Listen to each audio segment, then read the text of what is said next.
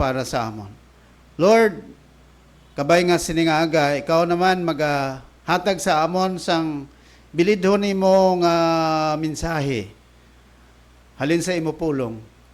Kagkabay pa nga mapaligon mo nga among kalag, kag mabuligan mo kami, nga magtubo kami, kag subong man magmangin mabinungahon kami para sa imo. Bendisyon ang tagsa-tagsa sa amon, kay ning amon pangamuyo, pagsalig sa imo, sa mahal kang matamis ng ngalan ni Kristo Jesus. Bye pa.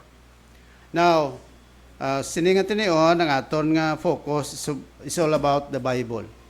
Now, sininga bulan sang Mayo, May, ang aton emphasis about the Bible. So, Bible month naton subong. Ang aton nga syudad, I think, if I can remember right, nagdeklarar sang bulan sang January, no? Nga may ara nga Bible month man. Kag ang pagdeklarar sang Bible month is also very important. Sa iba nga lugar, especially sa Amerika, may mga states dito sa Amerika nga ang pulong sa Dios huwag ginatagaan sang pagtamod sa iban nga mga states. Sa gani ang pagpangamuyo sa public school ginadumilian. Mayo sa pagbalik ni President Trump, daw gintugutan niya na, no? So una dumduman ko may isa ka classroom gani nga sa public school, may isa ka public school sa Amerika. Nga ang teacher ginpadrawing niya yung mga kabataan. Pagpadrawing niya sa mga kabataan, ang iba nagdrawing sa mga monster. Ang iba nagdrawing sa mga parte bala mga natures. Bawgin na-appreciate sa teacher. Pero sang nakita yang may isa ka bata nga nagdrawing sang Bible, kag mga religious nga mga creatures, ang teacher nagambal sa estudyante nga you have to keep that. No? Pero ang mga monsters nga mga drawing, acceptable sa iya. Kay para sa ila, ang kung nag-drawing ka kuno sa mga parte sa Bible, or when you pray in public, you are destroying what we call their law of ang freedom of religion nila.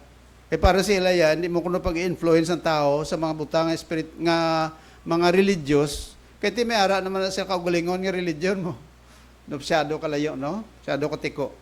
Pero kita nagapati nga ang pulong sa Diyos, hindi niya masiling naton nga it has something to do with your religion. Why? Because the Bible is the universal book to be read by everyone. So, ang pulong nga Bible, it comes from the Greek word biblos. Ano meaning sa biblos? Book. Masiling ka ti, book man lang gali, kaordinaryo, presne. Kaya ti, ginambal ta na perme nga, ang ining aton nga Bible ni, nga book, ginkuha ini sa scroll sang una. Dumduman yung ambal ko, nga ang scroll, amo na original nga writing material sang Word of God. Kung ano ang ara dira sa sining book form nga ginatawag naton, panawag sini sa isa ka pulong codex, right? Book form. Kaysa una, ang Word of God, wala pa din na sulat sa book form. Ang una nga ginsulatan, amo ang scroll. Ito bala, ginasulit ko na sa pagsiling, ang scroll, ang mga piyod-piyod sa una nga, ang material sila ginkuha sa papyrus reed, panawag. Ang reed, R-E-E-D, reed bala.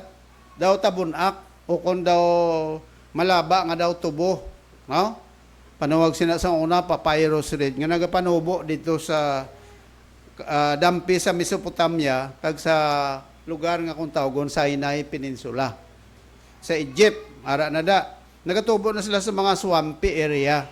Kag ginahimo sila, gina-cut nila na, ang mga tao, ginautod nila, kaya wala sila writing material sa unang ara mo. Ang papel, wala pa nila invento. Saan na inventong papel? Mga 160 BC. Sino nag-invento sa papel? Ang mga Chinese. Sino nag-invento sa lansang? Chinese man yun, lansang. Okay. So, ang nag-invento sang papel, una gid mga insect. Pero ang ilang invention, newsprint pa lang ato. Sino nagkurit sang papel? Mga Pilipino. Kaya mga Pilipino sang una, gakiwi ang ila padulat. So, there was a time, nga inventuan nila mga kurit-kurit. Kita mo sa mga preschoolers naton, mga notebook nila, kung may tatlo ka linya, no? Primero, black, dason sa tunga is red, dason black naman. Kay kung capital letter, dira na siya sa tatlo gid ka linya. Pero kung small letter, duwala na ka linya ang nasulatan. So, na-invento sina Pinoy. Okay. So, amo na kung nga ang ginatawag naton ini nga Bible kay book form. Anong bot silingon sa book form? Diri ginsulat ang Word of God. So when you talk about the Bible, it is also synonymous with the Word of God. Okay? Now, so ginatawag man ang Bible nga mga synonymous terms. Makita mo na it is also reflected in the scriptures that the word Bible is also called the Word of God. What else? Holy Scriptures, 2 Timothy 3:15, John 5:39, ara mga supporting verses, impamutang ko da. Natawag Word of God, Psalm 119 verse 11. Ano kuno ang balsang Bible da? Thy word have I hid in my heart that I might not sin against thee. Hebrews 4:12. For the word of God is sharper than any two-edged sword, piercing even to the dividing asunder of soul and spirit. Hebrews 4:12. Matthew 4:4. Man shall not live by bread alone, but by the word that proceedeth out of the mouth of God. The Bible is also called Holy Scriptures. Amo na silang 2 Timothy 3:15, all Scripture is given by inspiration of God, profitable for doctrine, for reproof, for correction, for instruction in righteousness, that the man of God may be perfect, thoroughly furnished unto all good works. Holy Scripture, natawag man ang Bible nga Book of the Law.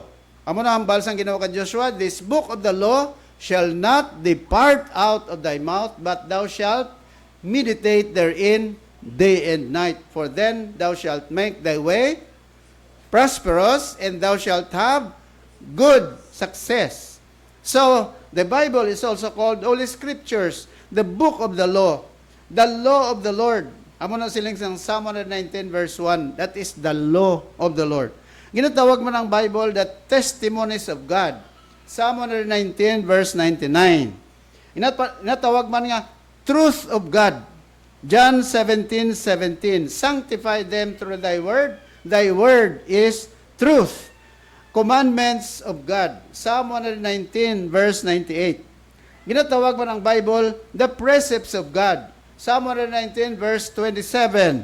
Kung ginatawag man ang Bible the statutes of God. Psalm 119 verse 23. So all of these terms are synonymous with the word Bible. Amo na magsilikang, what is a Bible? The Bible is the word of God. Ang Biblia, pulong sa Diyos. Mamangkot ka, tindi bala sa Bible, di may word of Satan man di? Di ba? Kita mo da sa Matthew chapter 4, nagambal sa tanas kay Jesus, if you are truly the Son of God, turn this stone into bread. That is the word of Satan. But definitely, when we talk about the Bible, everything that is written in this book is declared to be the Word of God. Yasang Ginoo. Why? Because the Bible says, this Word came from God. Kunalin sa Diyos, kundi yasang Diyos. So, tanan-tanan ang iyang pangambal. Nga ginambal pa da, nga na-reflect pa da sa Bible, di ang word ni Satan. Hindi ba purpose ng Bible? Ano how? Romans 15:4. For the word of God was written for our learning. Di ba? So, if the word of Satan, if the words of other people who are lawbreakers, who are wicked people are mentioned in the Bible, it's because God wants us to know that the Bible was written for our learning.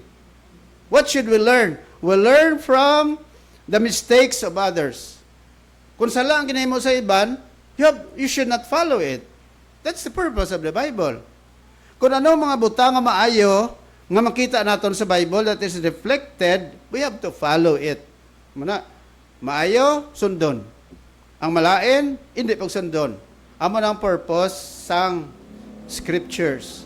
Tandaan mo, Romans chapter 15, verse number 4. For the word of God was written for our learning. Okay? So, those are the synonymous terms with the word Bible. Okay? So, to make things straight, when you talk about the word of God, the Bible, the statutes of God, commandments of God, the law of God, that is a divine revelation of God's person and character. Magsiling nga revelation, gani, kapahayagan. Okay? Ang ining pulong sa Diyos, kapahayagan ini sang kung sino ang Diyos. Kapahayagan ini sang character of God. Amo na ako nagabasa kasang Bible, dire mo makita ang karakter sang Diyos. Ano ang Diyos? Well, masaling ka, ang Diyos nagakaakig sa sala. That is one of the characters of God. Basta sala, ginakaakigan sa Diyos.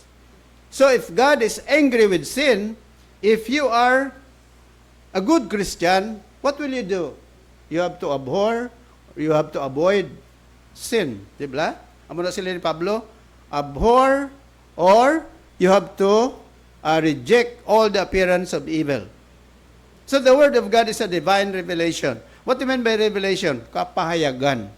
To reveal something is to unveil or to declare something which so that people will understand. So the Word of God is a divine revelation of God's person. What else? The Word of God was divinely inspired in the beginning, that it has been supernaturally preserved down to this very day. So from the start, when the Word of God was written, by the way, when was the first book in the Bible written? Kabalo ka mo kung saan, ginsulat ang una nga books. What is the oldest book in the Bible, by the way? Not Genesis, of course, but it is the book of Job. Book of Job. Nga si Job, did you know that Job and Abraham was contemporaries? Masiling contemporaries, dungan sila ni Abraham. When was the time of Abraham? It was 2000 BC. Mga muamo na ang tuig. So in short, what about Moses? Sanong time ni Moses? Moses was about 1500 BC. Sino una? Si Moses o kung si Abraham? Liwaton ko Si Abraham, 2000 BC. Si Moses, 1500 BC. Sino una sa ila? Si Abraham. Nga kay ang date sang una sa BC, una dako, pagkanto sa gamay. Right? Ang AD hiya, halin sa gamay, pagkanto sa dako. Kundi 2026 na subong, no? Dasun tuig, 2027. Diba? Pero kung mag-shift kita sa BC, una ang 2027 sa 2026. Okay? So, halimbawa, kung 2026 kita subong, kung BC, anong dason? 2025. Okay? Example, kuha mo lang example bala sa math, bala mathematics, sa integers bala natawag, no? Nung duman ko na sa una sang elementary pa ka, may integers na kami mo, madrawing na among teacher, linya, kurita niya nga, sa piyak, panawag sina, negative, sa piyak niya, positive. Diba? Halin sa 1, hasta sa halin sa 10, pakadto sa 1. Ang positive naman, halin sa 1, pakadto sa 10, and so on and so forth. Kaya magsilay ka nga number siya, infinite na mo. O isang tao nga maka-isip sang munang mga numero. Diba? Mahalin sa 1, pakadto sa pinakakatapusan ito, ay sa may Why sa man niya kabalo? 1 million, 10 million, ano pa gid? 1 billion, quadrillion, trillion, ano pa da? Quintillion, tanan-tanan. Hasta nga manumiruhan mo kung pila ka 00, wala sang may makabalo. Why sa may makaisip completely? Nga kaya ang numero, indefinite, hindi wala mo sa mathematics. Pero dapat mo dumdumon, nga ang sa left, halin sa dako, pagkat sa gamay, amo nang BC. What do you mean by BC? Before Christ. Ang idea. Ang AD is Anno Domini. Meaning in the year of our Lord. Hindi na nga after death, wrong. Wrong na. Ang AD, Anno Domini. Okay? So, siling naton, the Word of God was divinely inspired from the beginning. When the Word of God was written, for example, during the time of Job, during the time of Moses, when Moses wrote the scriptures, how many books written by Moses? There are 5 books written by Moses. And who is by the way, when you talk about authors and writers, you have to understand that there is only one author of the Bible. Take note of that. Who is the author of the Bible? God. What about the writers of the Bible? There is only one author, but there are 40 writers in the Bible. Tandaan mo na. Again, one author. Who is the author of the Bible? It is God. How many writers who wrote the Bible? There were 40 writers. How many years was the Bible written? The Bible was written for almost 1,600 years. 1,600 years. Amo na ang pagsulat sang Biblia. Amo na kalawig pagsulat sang Bible. How many books are there in the Bible? There are 66 books in the Bible divided into 2 sections. The Old Testament is composed of 39 books, and the New Testament is composed of 27 books. Total, 66 books. Why 66 books? Because 66 books were the only books inspired by God.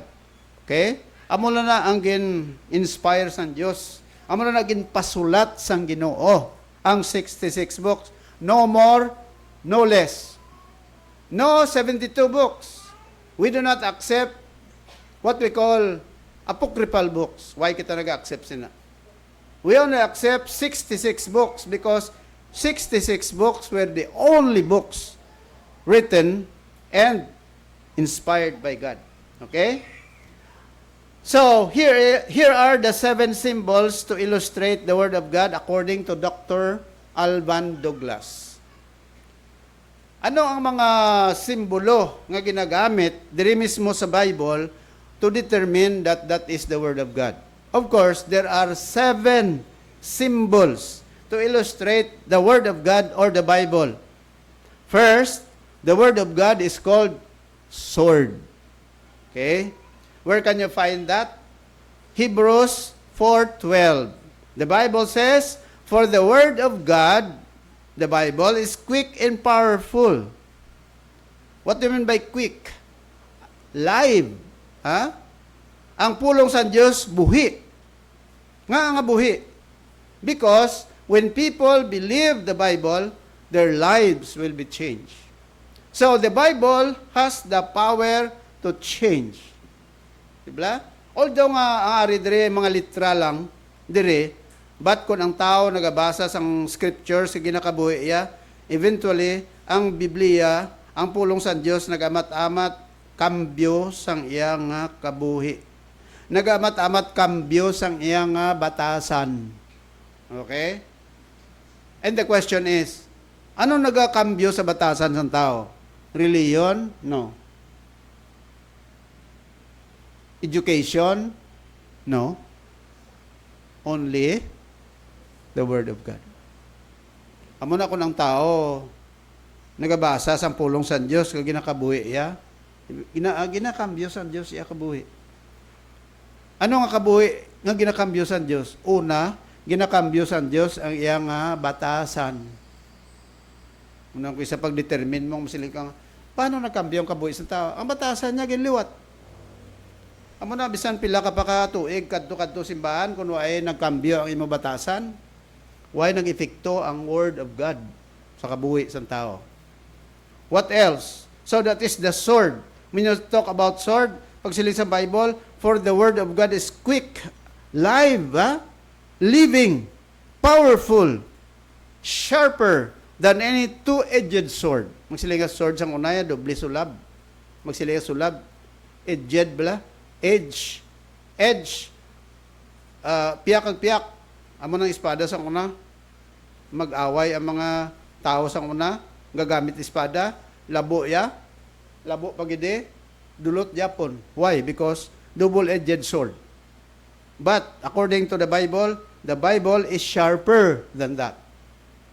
Nga sharper than two-edged sword. Because when a person believes what is written in the Bible, ang kabuhi bisan ano pa katigas ang kabuhi inakambyo sang Dios. Muna mga tao nga sila mo daw hindi mapatihan nga nagliwat ang kabuhi nila no. Ara nagit sa prisuan ka kuanagid do katigahan na sa iya tagipusoon nagapamati sa pulong sa Dios ing kambyo pag iya kabuhi. Daw ni patihan. May ari di tao sang una nag-testimony dire, hindi ko na malipatan ang iyang sangara pa ko da sa Maranatha Chaplain sa school. May ginpambal ko dire nga isa ka pastor halin sa Manila, isa ka singer sa Papuri singer blang ala niya si Bill Auhero. Mot kadumdum ka mo. Kung ay ka mo kadumdum, okay lang. Ako ya kadumdum. Abi mo si Bill Auhero, rabid nga kriminal. Ang tattoo sa lawas ng minsindihan. Inang tattoo mo na, sino may tattoo di? May kilala ko nga may tattoo. Ling ko, paano mag-tattoo? Niya, pastor, ginatublok ng dagom. Magwanta ka man. May sakit-sakit gani. Sakit-sakit na kagaya pa tattoo. Magpatato, abi mo kung magpatato ka, budulay kwaon. Makuha lang na ako ng laser. Mayroon din may tato de. Natago-tago mo lang goro. If you do not have the tattoo yet, I do not encourage you to do it. Ara sa Bible, pakita ta ka sa verse sa Bible, nga tattoo hindi pwede. So, yung tatuan niya diyo, si Bill Auhero, pwede yung tatong. Nga pirmi lang long sleeve. Kaya kung alas diyo tayo long sleeve, gagwa ang ulos manog. Tiil ya diyo, pirmi lang long pants, kaya sa dalom sang tiil, may another tattoo. Bilog yung lawas, may tattoo. Kasi una, sunod sa iya testimony, sakara sa prisuhan, kwansa, murderer, may pila ka tao na patay ako, no? Grabe. Doon nalina ko mamati sa iya doon nang iluhan ko bala. Kagi man sa karnaping. Lain pa, rapist pa siya. Tapos, tiyan mo na nga sang uli, isang napriso siya. Way na sagana, may mga pastor nga nagawali to sa prisuan mo, kadumdum mo na sa mga munting lupa, may aranada. May Bible school ganun sulod eh. Simbahan, may aranada. Man ang munting lupa, o kung Bilibid prison, daw compound na nablang daw ang mga tao, daw ang mga priso, daw normal na pangabuhi na bla-bla. Sabi nagid ko ng mga priso, mga dugay na, mga panawag sila, priso, kabalyero. Ang ula blagi na Bartolina blaya. Hala, gawla kag dason ga pangabuhi na sila. Amak mo kuno sunod sa iya. Way na sagana mamati sa mga makabati siya may pastor nga nagawali. Ini tuloy ya. Kaya abi mo kuno no para sa iya, way na chance ang kabuhi ya. Kaya sila niya hindi nakawabaton sa Diyos. Nga bisan sa tanas galing ang baton kalag ko. Diyos pa. Ti mo na nga later on, to make the long story short, he was convicted sa nagapadayon sa pagmati sa pulong sa Diyos. Dito gisa ko na natandog sa mga Kristiyano ang sululod kay mga Kristiyano kuno na-appreciate agad kay bisan ano sa ila ka lain nga mga tao ginapang hug sila kuno sa mga sa mga Christian, mga lalaki ka mga babae namian niya kuno maghag mga babae gid may tarso hasta sa ulihi na kanya na realize siya nga nabatian niya balang gambal ang mga pastor palangga kasang Ginoo. Bisan ano pa sa imo kalaot, God loves you. And if God loves you, God is willing to forgive you of your sin. So, to make the long story short, nag-inulsol siya, nag-forward in one of the invitations of the pastor, and he surrendered his life to God. And later on, he surrendered his life. Kag nagpangako sa Diyos that if the Lord will give him the chance to get out of that prison, he will offer his life to serve the Lord. Kagabi mo ko na, no? Nagpastor siya. He became a pastor. Kag, amo na ang iyang testimony. Muna sila niya, I am truly a sinner saved by grace. Grabe, no? Tiyan mo ng Biblia, mo ng pulong sa Diyos. Ang reliyon, ay nagkakambyo sa life ng tao. Kaya tanan-tanan may reliyon eh, hindi ba? Tanan-tanan niya tao may religion. Bro, what makes religion in the Word of God a difference? What makes the Word of God different from religion? Muna siling naton, ang pulong sa Diyos, siling sa Bible, it is just like a sword. For the Word of God is quick and powerful, sharper than any two-edged sword. Ano pagid? It is just like a hammer. What is the function of the hammer? The hammer smashes something and break it into pieces. That is just the Word of God. The Bible is powerful and breaks the resistance of the hearer. Amo na ako ng hearer, nagpamati, sige-sige lang sa pamati. Primero, dako negative. May mga taong isaya nga sira, amo to kayo ng tunan tabla sa first service. Sa parable of the sower. Diba? Tatlo ang intupaan sang binhi. Ano nang binhi? Word of God. Ang unang intupaan sang binhi, ang stony ground. And what is that stony ground? A person who has a close-minded person. Tao nga do kasirado ng iya huna-huna. Nga kon sugiran mo sa pulong sa Diyos, daga umpok. But, you know, the Bible says, if that person will continue to listen, to hear the Word of God, eventually, the Word of God will break the resistance of that hearer. Ang Ginoo magabuka sang iya nga resistance. Amo na kita, amo na ikaw, wala sang Christian nga primero excited sa dahil mamati sa pulong sa Diyos. There are so many of us who were also close-minded. I, for one, was that before. Sirado ang paminsaron. Kaya nga, kalabanan gid ginakapital mo gid ang relihiyon, no? Kung sila yung tao, hindi na ako namati. Pastor, hindi na ako namati sa iya kami relihiyon, ako ya. Pero you know what?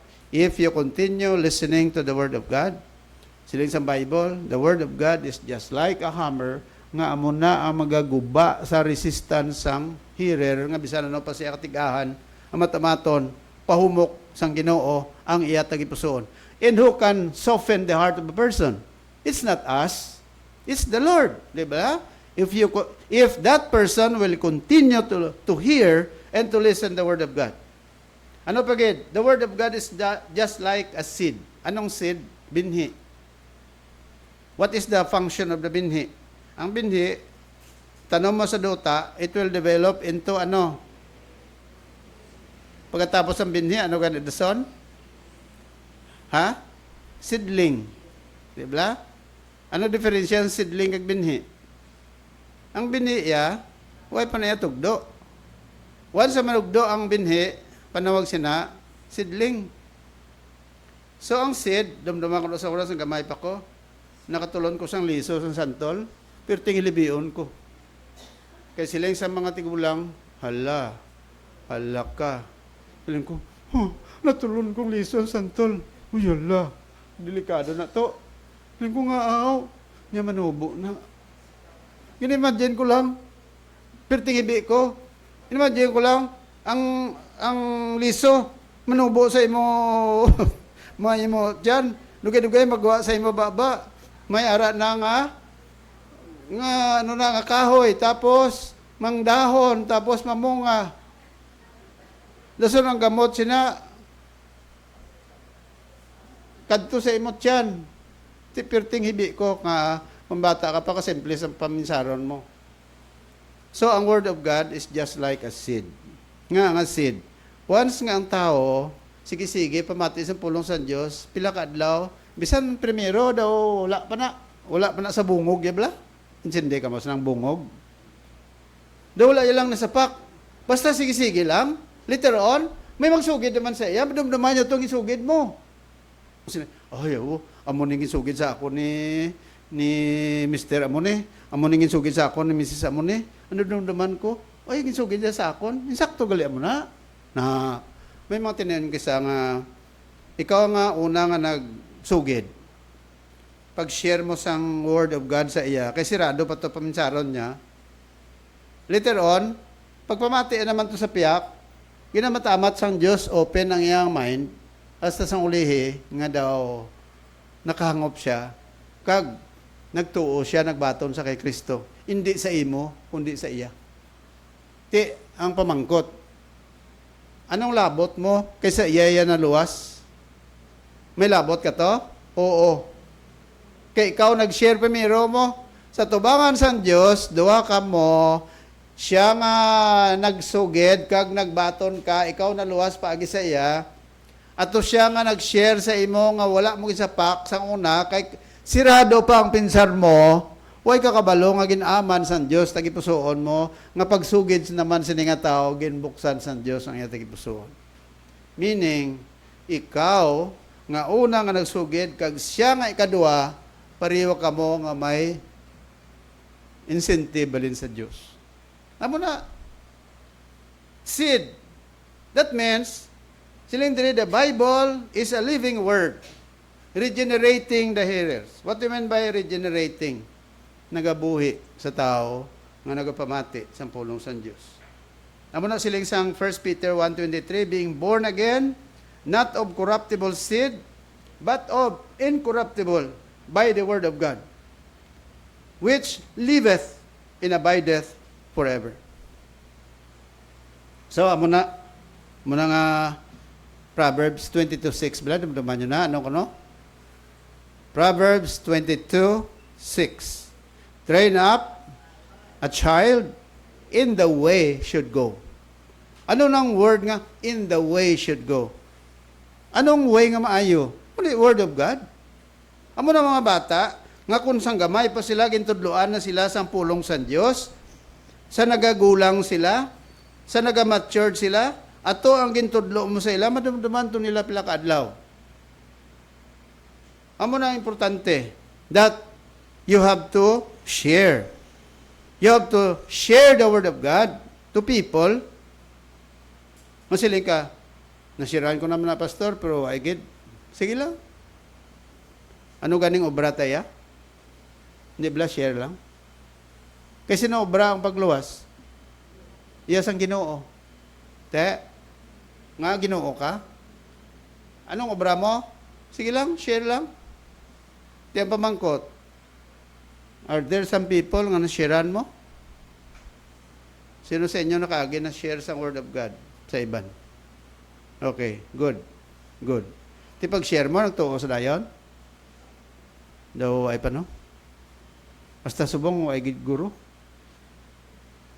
May nadumdaman ka ginsiran mo, naluwas? Mera? Oh. Good. Sino nagluwas? Ikaw? Hindi. May isa sang una katao bala. Nung dito pa kospiyak sa bahan. May ihawan na siya bala. Ihawan. Ano nga panawag siya na? Hindi, managbaligya sang kwan. Sang karne. Ano na panawag? Ha? Oh, bahala na muna. So, kalibog ulo ko. Ay, kanami sa iyabla. Maninoy ito namon. Kada Domingo, ginatipon niya mga briro ya. Yung nagapang ano sang baboy. No? Mga magbakal sa baboy, kundi damo ng mga tao ya. So, nagapang magpaihaw siya. Damo. Mga kilala yun. Tapos mga ginabaklan niya mga baboy, ginatipon niya na bala, may service siya. Marami bala, mamanang brown mo. Gamitin mo para sa Diyos. May salakyan siya, ginatipon niya itong mga tao, dalon simbahan. Pagkatapos, kinapapamati, ay napapungko, ay ginalapit sa tubangan. Para ang Pastor Gawali. Mag-extend na ni Pastor sa invitation, sila sa, sino sa inyo nagaya baton kay Jesus Christ, niyong Savior? Bayang kamot, ara sa likod mo. Ginakuwit yung isa. Bayaw na. May bayaw man ang tao eh. Ang isa pa ito. Sino pa? Katuan niya naman. Bayaw na. Bayaw naman ang tao eh. Masiling nga pastor, kamo nga nagtuo kay Hesus Kristo kanya manuluwas, kani ka mustabangan. Katuan niya naman ito. Bakit na? Inasikol niya bala. Tiga baton. Gat forward ng tao. May iban manggidya nga tuod nga nagbaton kay Hesus Kristo. Pero may iban nga wala eh. Kaya hindi man siya Holy Spirit mo. Ano na silang sa iban? O the Holy Spirit ka ba? Ikaw yaga tulos tao pagbaton kay Kristo? Kundi pagbaton, kinakusiya pa. Guro may pao ko na. Hindi magbakal sa mga baboy na suna. Hindi ka mag-forward. Hindi ko na pa baklon ng baboy. Ganyan ang bahal ko sa imong baklon ko. Hindi ah. Naglaw ko lang na. Apunto, nga, at bisan at nga tao, although may mga lapses manabi sa iya pamagi, no? Pero ako, abi mo ko na, no? I really appreciate that Christian. Why? Because, kabalugid siya, nga the Word of God is powerful. That's why nga ang tao, nga mga amigo mo, kilala mo, invite mo, kundi ba yung pagwali sa pulong sa Diyos? Nga aman. Ano nga ang balsang Bible? Romans 10:17. Ano ko no? Faith cometh by hearing, and hearing by the Word of God. O, paano naton maangkon ang pagtuong matutuod? Agi sa pagpamati sa pulong sa Diyos. Tiyabi wa isang pamati. May pagtuo katutuon nga maangkon niya? Wala.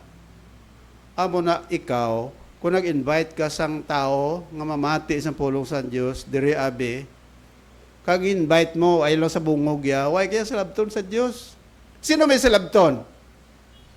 Ang tao nga ginagda mo nga wala nagtuo matutuod sa Ginoo. Why? During the day of judgment, sa tinion nga husgaran na sang Diyos ang tao. Bisan pa sa ginatawag nga the Great White Throne Judgment, sabi mo ko na no, wala ka, hindi ka guilty sa tubangan sa Diyos.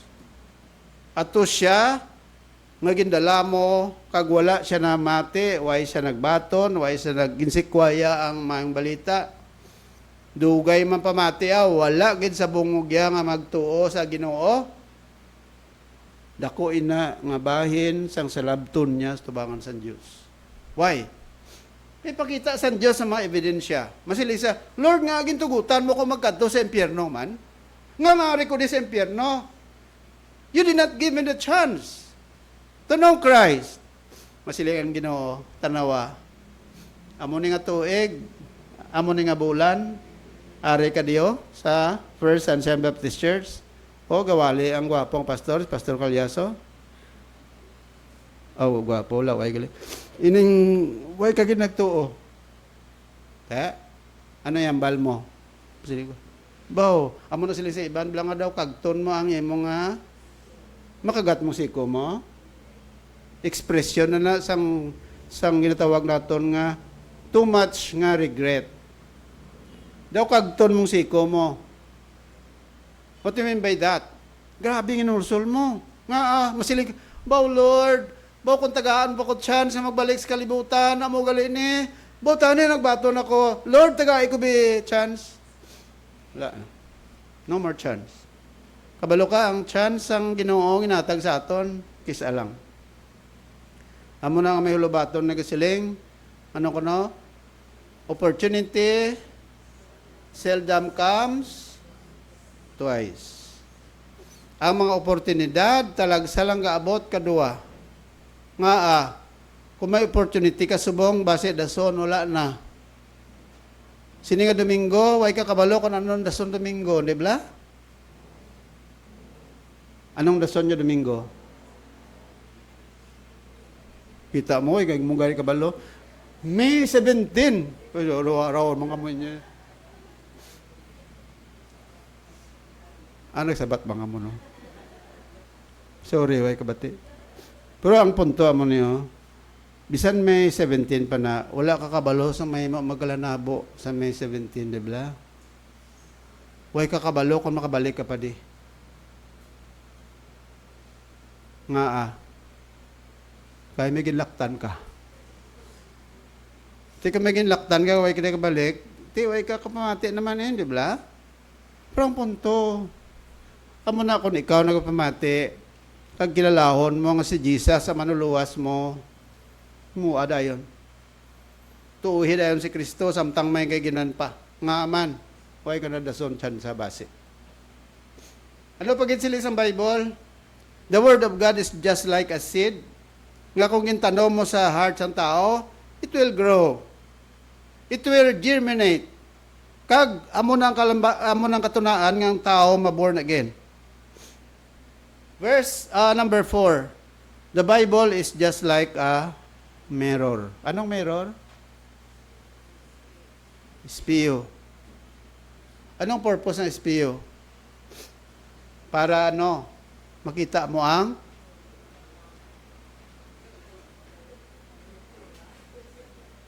sabi nyo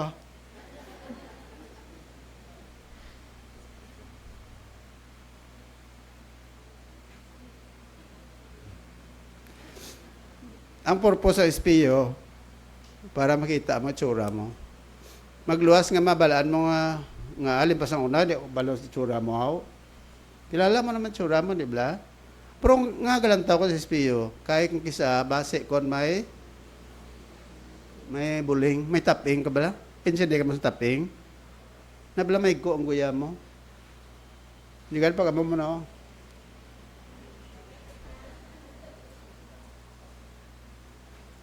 Pag mo na, may daon sa malunggay.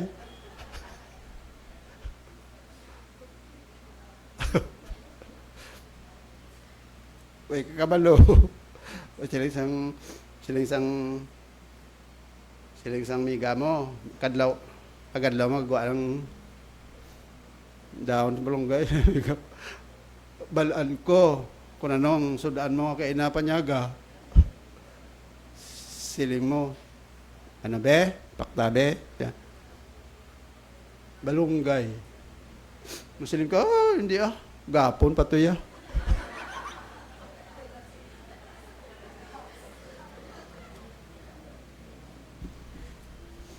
Pagtanaw mo, ay ara to, no? Pero kagapon pa to. Tiyanoy mo, on mo kami taping guya mo. Kadto ka sa tapuan may, di ba? Manginamos ka or what? Basta makuha lang guya mo. It's good nga nabalaan mo may taping ka. Di ba? What is the purpose of the Bible? Ano ko no? It's just like a mirror. The Bible is a faithful word revealing individual to himself. When you read the Bible, you will know and you will understand that you are a sinner. Diba? Sa nagabasa ka sa Bible, mabalaan mo ang nga hindi mayong inaymo mo, what will you do? You will go to God, repent of your sin, and acknowledge God for your life. Muna ang mirror. Ginapakilala kita sa Ginoo sa kuglingon ta. When you read the Bible, ang Biblia nagapakilala sa imo, makasasala ka. Discouraged ka. Kulang ka sa pagtuo. Nga aman, may mga verses sa Bible nga nagarebel sina sa aton. That is the mirror. Ano pa gid? Number 5. The Bible is like a fire. Okay?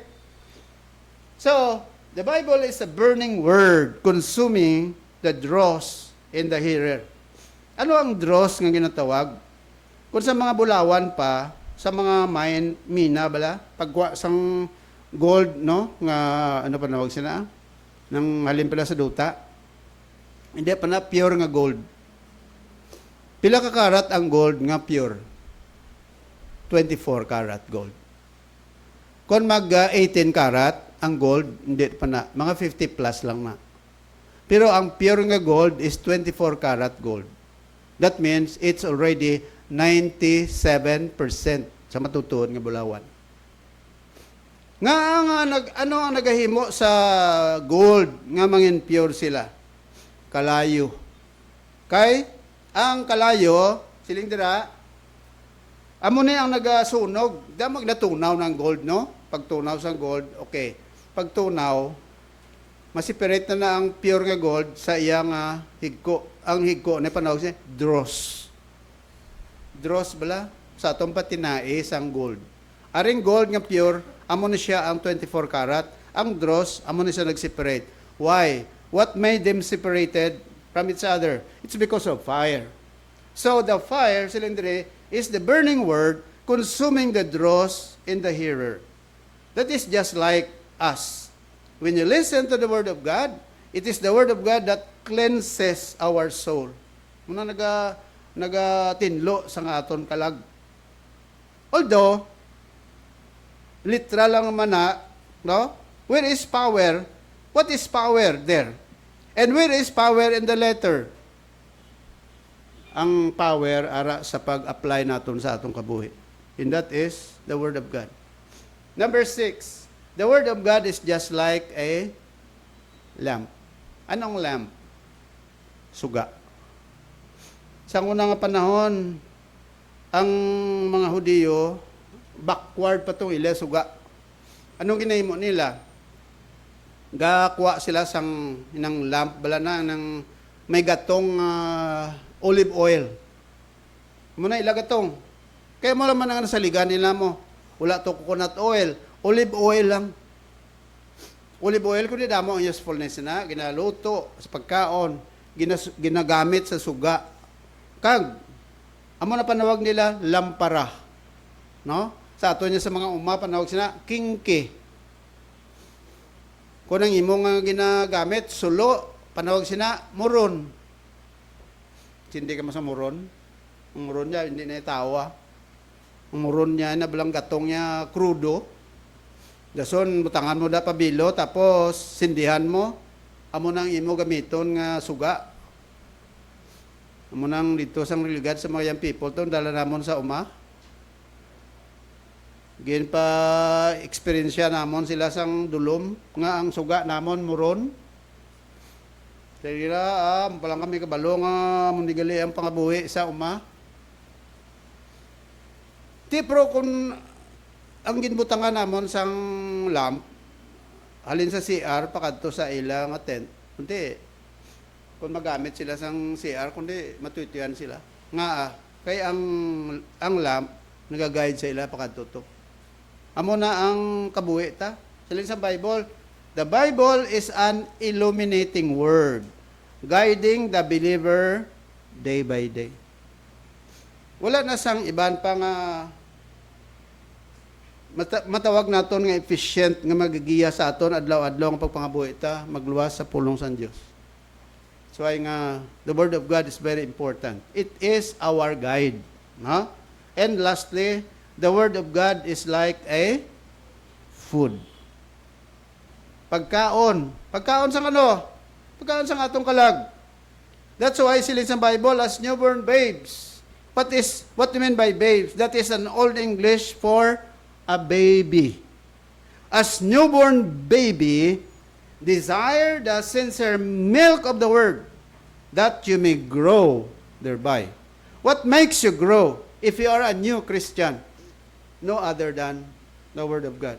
That's why if you are a new believer or you are already an old believer, the Bible is still used to help us grow. Diba? Hindi pwede. Abi mo, bago lang nag-Kristiyano, dapat magbasa Bible. Tanan, dapat. Magtuon, magbasa, mag-study. Muna sila sa Bible. So then, faith cometh by hearing, and hearing by the Word of God. So the Word of God is the one which convicts, which breaks, which generates, which reveals, and illuminates, and nourishes the individual. So these are all very important. Ini tanan nga mga symbol nga ginagamit parte sa pulong sa Dios, may epekto ini sa aton nga kabuhi. That is why if the Bible is the Word of God, it is according to Psalm chapter 19. Sila sa Bible, more to be desired are they than gold. You look at that. Last verse. I want you to open that, your Bible. Psalm chapter, ano to? Oh, anong ginambal sa Bible? Psalm chapter 19. The Bible is more to be desired are they than gold, yea, than much fine gold. So, try to acknowledge that.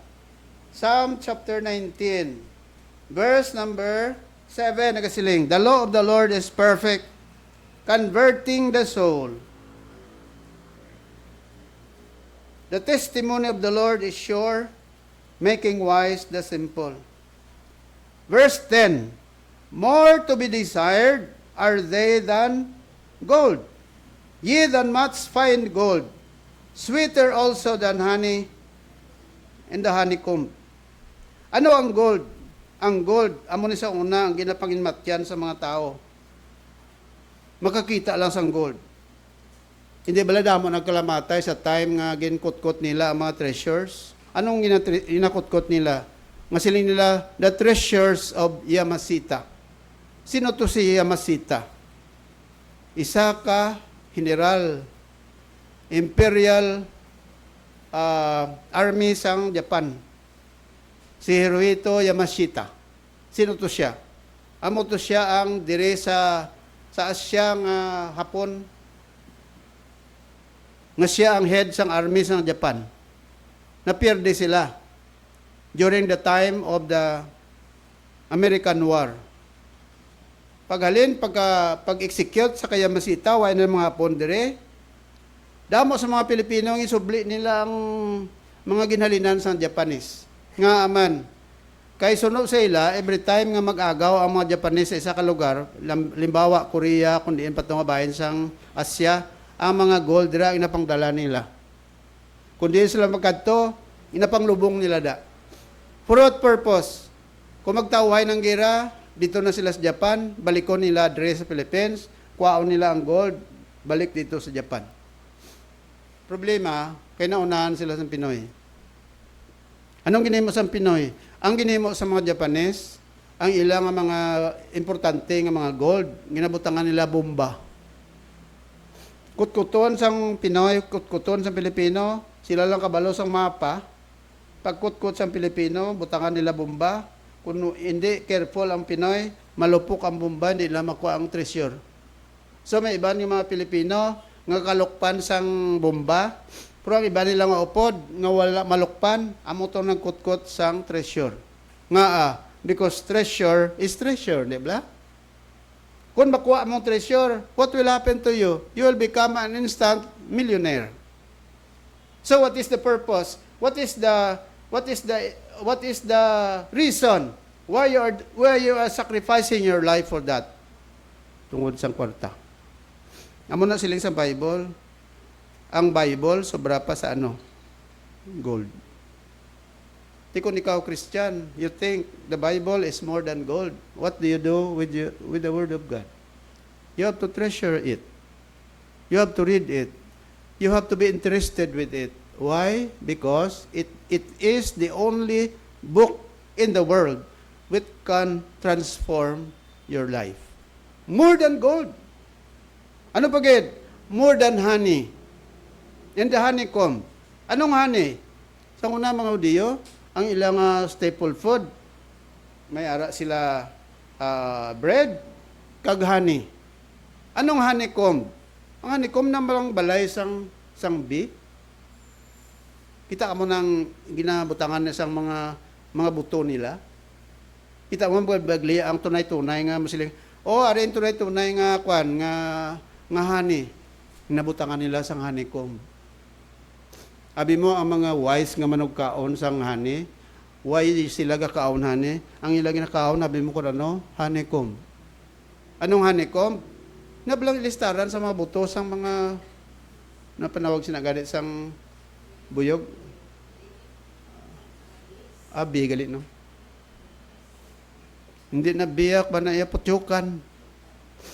Ang mga putyukan, munti ang ilan ng alistaran sa ilang mga itlog bala mga buto nila o da mga amo na kalapat no. Ara da may mga mata-mata da amo na pangit sa iban. Kay ko. No, hindi na ko kay nga ang pinakatinlo nga pagkaon ang honey. Why? Kay gin preserve sang bee. Don't you know nga ang bee, kag ang honey na wala na sang microbe nga naka-entrada. Wala. Kay kunang buyog, ang ilan ng honey protected ina, labi na gid ang honeycomb. Amo na nga sila sa Bible, ang Word of God sobra pa sa honey because it is sealed by God's promise. And it is also being protected by God nga wala sang intrusion of errors nga naka-intra diri sa pulong sa Dios. So, what should be our attitude? If that is the Word of God, very precious, more than gold, more than honey, if you are a Christian, you have to treasure also the Word of God. Kita do sa wala sa aton, di ba? Iban sa aton gani, why ta Bible? When you go to church, we don't bring with us our Bible. Although our cellphone mo. But it is very important that you should have a hard copy of the Bible because this is more than gold, more than honey, more than honeycomb. Why? Because this can change your life. This can change my life. This can change our lives. That is the Word of God. That's why, sa isang Bible, it can transform us, it breaks our sins, it reveals our weaknesses, and it consumes the dross in our lives. When you have problems, kung may problema ka, the Word of God can give you solution to your problem. Kung may discouragement ka, the Word of God will encourage your heart. Diba? That's why wala na sang isa nga pinaka-effective, the Word of God. That's why the Word of God is more than gold, honey, or honeycomb. And the question is, how do you consider the Word of God in your life? Okay? Sobra pa niya ang pulong sa Diyos sa imo nga computer, sa imo nga laptop, sa imo nga hampang, sa imo nga gadget. Kung ang tao daw halos malinan sang gadget, why Bible? Kung ikaw Christian, palabihon mo ang Bible sa gadget. Amen? May namon nga langit noon, Tuloy kami Ginoo sa mga butang nga maayo. Kaya there are times, Lord, na maisahan kami ni Satanas, madayaan kami ni Satanas. Ang kisa gina-neglect namon ang mga opportunity, ginatag mo sa amon labi na gid sa paghatag sa panahon sa imong pulong. Nga ginapalabi pa ang mga gadgets sang sa Biblia. Kaya pag Ginoo, starting today, you will help us to realize that the Word of God is more important than all this. Kaya ikaw naghambal, heaven and earth will pass away, but my words will never pass away. Lord, biyay kami. Kabalo kami ng sikreto sang kayuhan, sang kauswagan sa among kabuhi is not found in material things, but sa imong pulong. Mindisyoning tanan ng mga kauturan Ginoo sa gihapon. Sa ngalan ni Lord Jesus. Amen. Okay, let's all stand and let us have the closing song.